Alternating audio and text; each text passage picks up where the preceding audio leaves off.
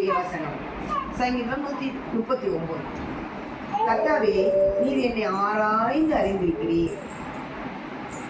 கர்த்தரா இந்த வசனத்தை சொல்லும்போது, ஆராய்ந்து அறிந்திருக்கின்றீர், சுற்றி சுற்றி சுந்தரிக்கின்றீர். நான் அமர்வதும் நான் எழுவதும் நன்றாய் நீர் அறிந்திருக்கின்றீர்.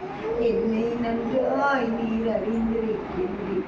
என்னை காண்பவரே, தினம் காப்பவரே. இந்த வசனத்தை தியானிக்கும் போது இந்த பாட்டு எனக்கு டக்கு ஞாபகம். ஏன்னா அழகா பாடு அழகா பாட்டு பாடியிருக்காரு.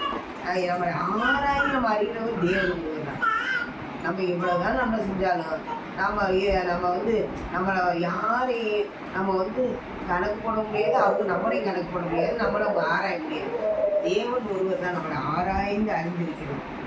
அதனால நம்முடைய காரியங்கள்ல நம்ம உட்கார்ந்து எந்திரிக்கிறது, நம்ம நினைவுகள் எல்லாத்தையும் அவர் ஆராய்ந்து அறிந்திருக்கிறாருன்னு வசனமே அந்த 139வது வசனம் ஃபுல்லு வார்த்தை பார்க்கும்போது தெரியும்.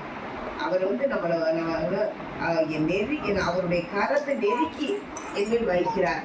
அவர் என்மேல் கண்ணை வைத்து எனக்கு ஒவ்வொரு காரியத்தையும் நோக்கி பார்க்கிறாரு வசனம். அதனால நம்ம ஆராய்ந்து அறிகிறவங்க நம்ம தேவன். அதனால தேவன் நம்ம வழிகளை தேவனுக்கு நம்ம ஒப்பு கொடுக்கணும். அதிகமாக நல்ல பிதாவிட்டு சுற்றுப்பாப்பா கர்த்தராகியானவரே, ஜீவன தேவனே, அப்பா இந்த வசனத்துக்கு நமக்கு அழுது கொடுக்குற சுவாமி.